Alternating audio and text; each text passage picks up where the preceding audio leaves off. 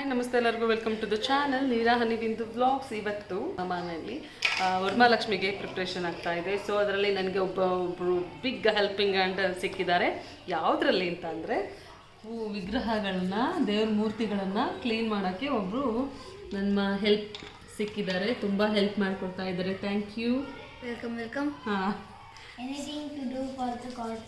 Anything To do and help you and to clean the God.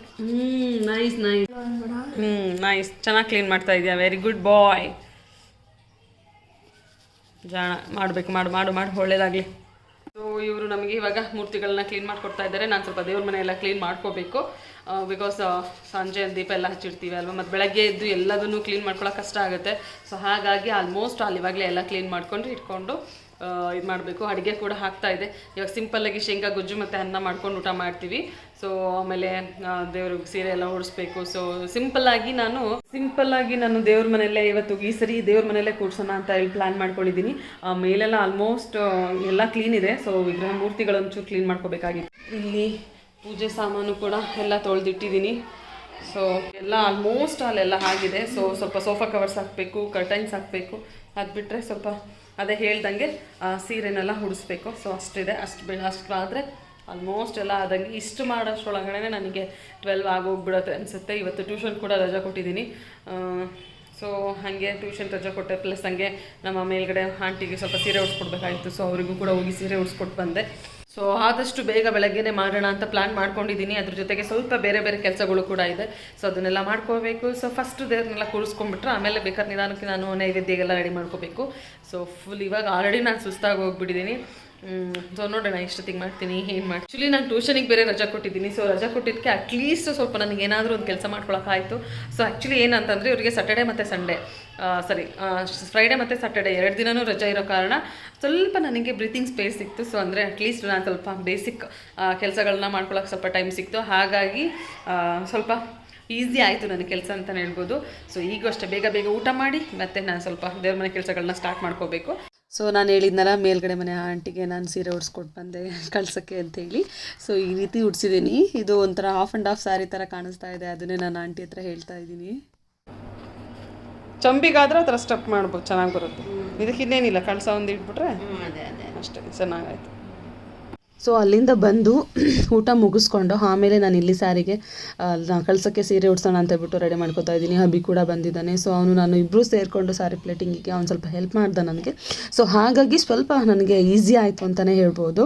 So ಅದನ್ನೆಲ್ಲ ಇಲ್ಲಿ ಮುಗಿಸ್ಕೊಂಡು ಇಲ್ಲಿ ಮೇಲೆ ಸ್ವಲ್ಪ ಗೋಡೆಗೆ ಸ್ವಲ್ಪ ಮಾವಿನ ಎಲೆಯಿಂದ ಡೆಕೋರೇಷನ್ ಮಾಡೋಣ ಅಂತ ಹೋದ್ವಿ. ಬಟ್ ಅದು ಸ್ವಲ್ಪ ಫ್ಲಾಪ್ ಆಗೋಯಿತು. ಬಿಕಾಸ್ ಅದು ಟೈಲ್ಸ್ ಅಲ್ವಾ, ಅದು ಗ್ರಿಪ್ಪಾಗಿ ಇಟ್ಕೋತಾ ಇರಲಿಲ್ಲ. ಒಂದು 5 to 10 ಮಿನಿಟ್ಸ್ ಇಟ್ಕೊಳ್ಳೋದು, ಆಮೇಲೆ ಅದು ಜಾರ್ ಬಿದ್ದೋಗ್ಬಿಡೋದು.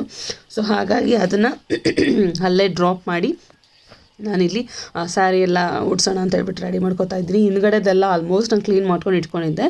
ಸೊ ಮುಂದಿಂದ ಇವಾಗ ಬೆಳಗ್ಗೆ ಏನಿದ್ರು ಎಲ್ಲದು ಏನು ಬೇಸಿಕ್ ಏನು ರೆಡಿ ಮಾಡ್ಕೊಂಡಿರ್ತೀನಲ್ವಾ, ಸೊ ಅದನ್ನು ಬಿಟ್ಟು ಬೇರೆ ಕೆಲಸಗಳನ್ನ ಮಾಡಿಕೊಂಡು ನಾನು ಇಲ್ಲಿ ಮಾಡ್ಕೊಳ್ಳಿಕ್ಕೆ ನನಗೆ ಈಸಿ ಆಗುತ್ತೆ ಅಂತ ಹೇಳ್ಬಿಟ್ಟು ರಾತ್ರಿನೇ ಎಲ್ಲದನ್ನು ರೆಡಿ ಮಾಡ್ಕೋತಾ ಇದ್ದೀನಿ.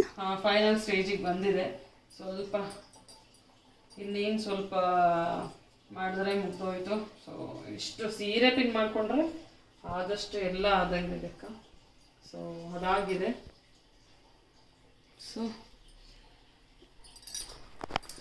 ಇನ್ನು ಮಿಕ್ಕಿದ್ದು ರೆಡ್ ಆ್ಯಂಡ್ ಗ್ರೀನ್ ಕಾಂಬಿನೇಷನಲ್ಲಿದೆ. ಇದು ಆ್ಯಕ್ಚುಲಿ ಗ್ರೀನ್, ವಿಡಿಯೋದಲ್ಲಿ ಬ್ಲ್ಯಾಕ್ ಕಾಣಿಸ್ತಾ ಇರ್ಬೋದು, ಬಟ್ ಇದು ಗ್ರೀನ್. ಸೊ ಇನ್ನು ಸ್ಟಾರ್ಟಿಂಗ್ ಸ್ಟೇಜಲ್ಲಿದೆ. ಸೊ ಇನ್ನು ಮಾಡಬೇಕು.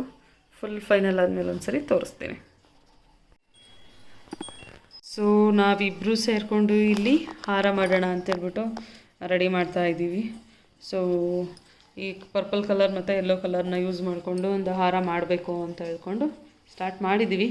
ನೋಡೋಣ ಹೇಗಾಗತ್ತೆ ಅಂತ ಹೇಳ್ಬಿಟ್ಟು. ಸೊ ಹಚ್ಚಿಂತ್ಯ ಇಲ್ಲಿ ಹೂವಿಂದೇ ನಿಧಾನ ಕೇಳು, ಹೂವಿಂದು ಇದೆಲ್ಲ ತೊಟ್ಟೆಲ್ಲ ತೆಕ್ಕೊಡ್ತಾ ಇದ್ದಾನೆ. ಸೊ ನಾನು ಇವಾಗ ದಾರ ತೊಗೊಂಡಿದ್ದೀನಿ, ಪೋಣಿಸ್ಬೇಕು. ಪೋಣಿಸಿ ಹಾರ ಮಾಡಬೇಕು. ಅಚಿಂತ್ಯ ಕೈಯಲ್ಲಿ ತೆಗಿಯೋ ಅಂತ ಅಂದರೆ ಅಚಿಂತ್ಯ ಬ್ರೈನ್ ಯೂಸ್ ಮಾಡಿಬಿಟ್ಟ ಅಲ್ವಾ ಅಚ್ಚು. ಅಷ್ಟು ಕಾರ್ಡ್ ಇದೆ ಅಂತ ಹೇಳ್ಬಿಟ್ಟು ಸಿಸರ್ ತೊಗೊಂಡು ಕಟ್ ಮಾಡ್ತಾ ಇದ್ದಾನೆ. ಗುಡ್ ಬಾಯ್. ಕಾನ್ಸಂಟ್ರೇಟ್ ಮಾಡು.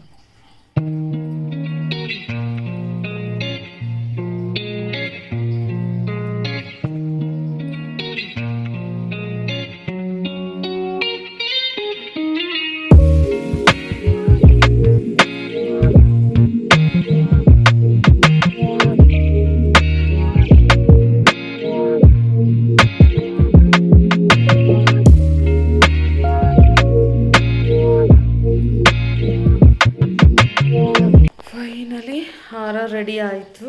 ಅಚಿಂತ್ಯವ್ರೆ ಅಚಿಂತ್ಯವ್ರು ಸ್ಟಿಲ್ ಇನ್ನೂ ಎದ್ದು ಕೂತ್ಕೊಂಡಿದ್ದಾರೆ ನನಗೋಸ್ಕರ. ರೆಡಿನಾ? ಅಚ್ಚು ಹೇಗಾಗಿದೆ ಹಾರ? ಇದೊಂದು ಹೂವು ಮಿಸ್ ಆಗಿಬಿಟ್ಟಿದೆ ಅನಿಸ್ತಿದೆ ಕಣೋ. ಇಲ್ಲಿ ಒಂದು ಹೂವು ಕಮ್ಮಿ ಆಯ್ತಲ್ವಾ? ಇಲ್ಲಿಗೊಂದು ಹೂವು ಹಾಕಿದರೆ ಸರಿ ಆಗುತ್ತೆ.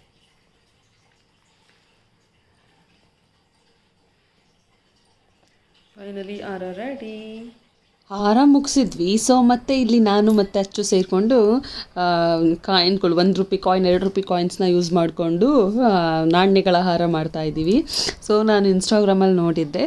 ಸೊ ಅದನ್ನು ಇನ್ಸ್ಪೈರ್ ಆಗಿ ನಾವು ಮಾಡೋಣ, ಕಾಯಿನ್ಸ್ ಎಲ್ಲ ಇತ್ತು ನನ್ನ ಹತ್ರ. ಸೊ ಹಾಗಾಗಿ ಒಂದೇ ಥರ ಕಾಯಿನ್ಸ್ ಇತ್ತು. ಸೊ ಹಾಗಾಗಿ ಅದನ್ನು ಯೂಸ್ ಮಾಡಿಕೊಂಡು ಹಾರ ಮಾಡೋಣ ಅಂತ ಹೇಳ್ಬಿಟ್ಟು ಇಲ್ಲಿ ಮಾಡ್ಕೋತಾ ಇದ್ದೀವಿ. ನಾವು ಆಲ್ರೆಡಿ ಹಾರ ಮಾಡಿದ ಮೇಲೆ ಮಲ್ಗೋ ಪ್ಲ್ಯಾನ್ ಇತ್ತು. ಬಟ್ ನನಗೆ ಅದನ್ನು ಎತ್ತಿಟ್ಟಿದ್ದೆ, ನಾನು ಕಾಯಿನ್ಸ್ನೆಲ್ಲ ಮಧ್ಯಾಹ್ನನೇ ಎತ್ತಿಟ್ಟಿದ್ದೆ ಮಾಡೋಣ ಅಂತ ಹೇಳ್ಬಿಟ್ಟು. ಅಚ್ಚು ಮಾಡೋಣ ಮಮ್ಮಿ, ನನಗೆ ನಿದ್ದೆ ಬಂದಿಲ್ಲ ಅಂತ ಪಾಪ ಅವನು ಹೇಳ್ದ. ಸೊ ಹಾಗಾಗಿ ಅವನೇ ಅಷ್ಟು ಎನರ್ಜಿಲಿ ಇರುವಾಗ ನಾನು ಯಾಕೆ ಬಿಡಲಿ ಅಂತ ಹೇಳ್ಬಿಟ್ಟು ನಾನು ಮತ್ತು ಅಚ್ಚು ಇಬ್ಬರು ಸೇರಿಕೊಂಡು ಮಾಡಿದ್ವಿ. ತುಂಬ ಚೆನ್ನಾಗಾಯಿತು ಹಾರ ಕೂಡ. ಸೊ ಅವನು ಕೂಡ ಸಿಕ್ಕಾಬಿಟ್ಟು ಹೆಲ್ಪ್ ಮಾಡ್ದ ಅಂತಲೇ ಹೇಳ್ಬೋದು. ಸೊ ಅವನಿಗೆ ಈ ಥರದ್ದೆಲ್ಲ ಸ್ವಲ್ಪ ಕ್ರಾಫ್ಟ್ಸ್ ಎಲ್ಲ ಅಂತ ಅಂದರೆ ಸ್ವಲ್ಪ ಬರ್ತಾನೆ. ಅವನಿಗೇನು ಅಂತಂದರೆ ಜೊತೆಗಿರಬೇಕು. ಸ್ವಲ್ಪ ಅವನಿಗೆ ಎನ್ಕರೇಜ್ ಮಾಡಿದರೆ ಅವ್ನು ಈಸಿಯಾಗಿ ಬಂದು ನನ್ನ ಜೊತೆಗೆ ಹೆಲ್ಪ್ ಮಾಡ್ತಾನೆ. ಸೊ ಹಾಗಾಗಿ ಅದನ್ನೆಲ್ಲ ಮಾಡಿ ನಾವು ಮಲ್ಕೊಂಬಿಟ್ವಿ. ಮತ್ತು ತುಂಬ ಹೊತ್ತೇನು ಆಗಲಿಲ್ಲ. ಸೊ ಹಾಗಾಗಿ ರಾತ್ರಿನೇ ಎಲ್ಲ ರೆಡಿ ಮಾಡ್ಕೊಂಡಿದ್ವಿ. ಬೆಳಗ್ಗೆ ಎದ್ದು ಎಲ್ಲ ಎಲ್ಲ ಕ್ಲೀನ್ ಮಾಡಿಕೊಂಡು ಮತ್ತು ನಾವು ಕಳಸ ಎಲ್ಲ ಕೂರಿಸ್ಕೊಳ್ಳಿಕ್ಕೆ ಇಲ್ಲಿ ಸ್ಟಾರ್ಟ್ ಮಾಡ್ಕೊಂಡಿದ್ದೀನಿ. ಆ್ಯಕ್ಚುಲಿ ಒಳ್ಳೆ ಕಾಲ ಅಂದರೆ ಕಳಸ ಕೂರ್ಸೋಕ್ಕೆ ಟೈಮ್ ಇದ್ದಿದ್ದು 5:30 to 6:30 ಇತ್ತು. ಸೊ ನಾನು 4 o'clockಗೆಲ್ಲ ಎದ್ದು ಎಲ್ಲದನ್ನು ಕೆಲಸಗಳನ್ನ ಮಾಡಿಕೊಂಡು ನಾನು ಆಲ್ರೆಡಿ ರೆಡಿ ಇದ್ದೆ. ನಾನು ನಾನು 6 o'clock ಅಷ್ಟರೊಳಗಡೆ ಎಲ್ಲ ರೆಡಿ ಮಾಡಿಕೊಂಡು ಆಲ್ರೆಡಿ ಕಳಸ ಎಲ್ಲ ಕೂರಿಸ್ಕೊಂಡು ಸ್ಟಾರ್ಟ್ ಮಾಡಿಕೊಂಡೆ. ಸೊ ಅಲ್ಲಿ ಕಳಸ ಸ್ಟಾರ್ಟ್ ಮಾಡಿಕೊಂಡು ದೀಪ ಎಲ್ಲ ಹಚ್ಚಿ ಪೂಜೆ ಎಲ್ಲ ಮಾಡಿ ನಾರ್ಮಲ್ ಬೇಸಿಕ್ ಪೂಜೆ ಮಾಡಿ ನಾನು ಸ್ವಲ್ಪ ಅರ್ಧ ಡೆಕೋರೇಷನ್ ಎಲ್ಲ ನಾನು ಮತ್ತು ನಿರಂಜನ್ ಅವರಿಬ್ಬರು ಸೇರಿಕೊಂಡು ಬೇಸಿಕ್ ಡೆಕೋರೇಷನ್ಸ್ ಎಲ್ಲ ನಾವು ಮಾಡ್ಕೊಂಡು, ನಾನು ಆಲ್ರೆಡಿ ಹೇಳಿದಾಗೆ ನನಗೆ ಆ ಹೊರಗಡೆ ಕೂರಿಸಿದ್ರೆ ಸ್ವಲ್ಪ ನನಗೆ ಒಬ್ಬಳೇ ಅಲ್ವಾ. ಸೊ ನನಗೆ ಸ್ವಲ್ಪ ಕಷ್ಟ ಆಗ್ತಿತ್ತು. ಸೊ ಹಾಗಾಗಿ ನನಗೆ ಟ್ಯೂಷನ್ಸು ಅದನ್ನೆಲ್ಲ ಮ್ಯಾನೇಜ್ ಮಾಡಿಕೊಂಡು ನನಗೆ ಮಾಡ್ಕೊಳಕ್ಕೆ ಆಗ್ತಿರ್ಲಿಲ್ಲ. ಲಾಸ್ಟ್ ಟೈಮ್ ಅದೇ ಥರ ಹೊರಗಡೆ ಕೂರಿಸ್ಬೇಕು ಅಂತ ಪ್ಲ್ಯಾನ್ ಮಾಡಿಕೊಂಡು ಮಾಡಿದ್ದು ಸಿಕ್ಕಾಬಟ್ಟೆ ಹೆವಿ ಅನ್ನಿಸ್ಬಿಡ್ತು ನನಗೆ. ಹೊರಗಡೆ ಮಾಡಿದ್ದು ನನಗೆ ಲಾಸ್ಟ್ ಟೈಮ್ ಮುಗಿಸೋಷ್ಟ್ರೊಳಗಡೆ ಈವ್ನಿಂಗ್ ಆಗೋಯಿತು. ಸೊ ಸಿಕ್ಕಾಬಟ್ಟೆ ಒಂಥರ ಸ್ಟ್ರೆಸ್ ಅನಿಸ್ತಾ ಇತ್ತು. ಸೊ ಹಾಗಾಗಿ ಈ ಸರಿ ಅಷ್ಟೊಂದು ಬೇಡ, ಸೊ ಸಿಂಪಲ್ಲಾಗಿ ಒಳಗಡೆ ಕೂರಿಸ್ಕೊಳ್ಳೋಣ ಅಂತ ಪ್ಲ್ಯಾನ್ ಮಾಡ್ಕೊಂಡಿದ್ವಿ. ಸೊ ಇಲ್ಲಿ ನಿರಂಜನ್ ಅವರು ಕೂಡ ನನಗೆ ಸ್ವಲ್ಪ ಡೆಕೋರೇಷನ್ಗೆ ಅವರು ಕೂಡ ಹೆಲ್ಪ್ ಮಾಡಿದರು. ಸೊ ಅವ್ರ ಕೈಯಲ್ಲಿ ಎಷ್ಟಾಗುತ್ತೋ ಅವರು ಆಫೀಸ್ಗೆ ಹೋಗ್ಬೇಕಲ್ವ, ಅಷ್ಟೊಳಗಡೆ ಅವರು ಎಷ್ಟಾಗುತ್ತೋ ಅಷ್ಟು ಎಲ್ಲ ನನಗೆ ಹೆಲ್ಪ್ ಮಾಡಿ ಹೋದರು. ಸೊ ಅದಾದಮೇಲೆ ನಾನು ನೈವೇದ್ಯಕ್ಕೆ ಎಲ್ಲ ರೆಡಿ ಮಾಡಿಕೊಂಡು ಅದಾದಮೇಲೆ ನಾನು ಮತ್ತೆ ಪೂಜೆ ಮಾಡ್ಕೊಳ್ಳಿಕ್ಕೆ ಸ್ಟಾರ್ಟ್ ಮಾಡಿದೆ. ಎಲ್ಲಿದೆ ಪಿಂಕ್ ಕಲರ್? White nice. ಎಲ್ಲದಕ್ಕೂ ಕಾಳು ಹಾಕಿದ್ಯಾ? ತಿಂದಾಯ್ತು ಆಲ್ರೆಡಿ. ಓಕೆ ಒಂದು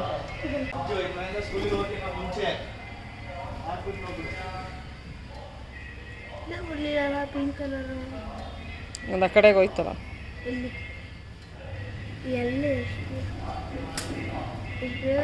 ಸೊ ತಿಂಡಿಗೆ ಅಂತ ಹೇಳ್ಬಿಟ್ಟು ನಾನು ಉಪ್ಪಿಟ್ಟು ಮಾಡ್ಕೊಂಡಿದ್ದೆ. ಸೊ ಇದನ್ನು ನಿರಂಜನ್ ಅವರು ಮತ್ತು ಅಚ್ಚುಗೆ ಅಂತ ಹೇಳ್ಬಿಟ್ಟು ಮಾಡಿದ್ದು. ನಾನೇನು ಉಪವಾಸ, ನಾನೇನು ತಿಂದಿದ್ದು ಬೆಳಗ್ಗೆ ತಿಂಡಿ ಏನು ಮಾಡ್ಕೊಳ್ಳಿಲ್ಲ.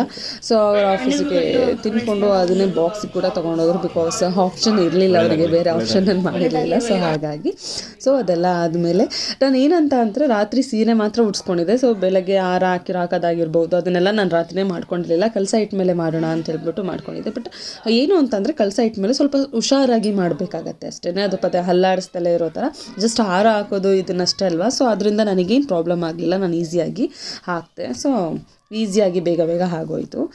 ಸೊ ನೈವೇದ್ಯಕ್ಕೆಲ್ಲ ರೆಡಿ ಮಾಡಿದ್ದ ಆಯಿತು. ರೆಡಿ ಮಾಡಾದಮೇಲೆ ಇಲ್ಲಿ ನಾನು ಸ್ವಲ್ಪ ಬೇಸಿಕ್ ಏನು ಇಡಬೇಕು, ಹಣ್ಣು ಕಾಯಿ ಮಡ್ಲಕ್ಕಿ ಹಣ್ಣುಗಳು, ಸೊ ಮಾಡಿದಂತಹ ತಿಂಡಿಗಳು ಇದನ್ನು ಇಡ್ತಾಯಿದ್ದೀನಿ. ನಾನೇನು ತುಂಬ ಮಾಡಿರಲಿಲ್ಲ, ನನ್ನ ಕೈಯಲ್ಲಿ ಎಷ್ಟು ಸಾಧ್ಯ ಆಗುತ್ತೋ ಅಷ್ಟು ನಾನು ಮಾಡಿದ್ದೆ. ಸೊ ಹಾಗಾಗಿ ಅದನ್ನು ಕೂಡ ಇಡ್ತಾಯಿದ್ದೀನಿ. ಸೊ ಇದನ್ನೆಲ್ಲ ಇಟ್ಬಿಟ್ಟು ಏನು ನಾನು ಮೇಯ್ನ್ ಪೂಜೆ ಮಾಡಿ ನೈವೇದ್ಯ ಮಾಡೋಣ ಅಂತ ಹೇಳ್ಬಿಟ್ಟು ರೆಡಿ ಮಾಡ್ಕೊತಾ ಇದ್ದೀನಿ.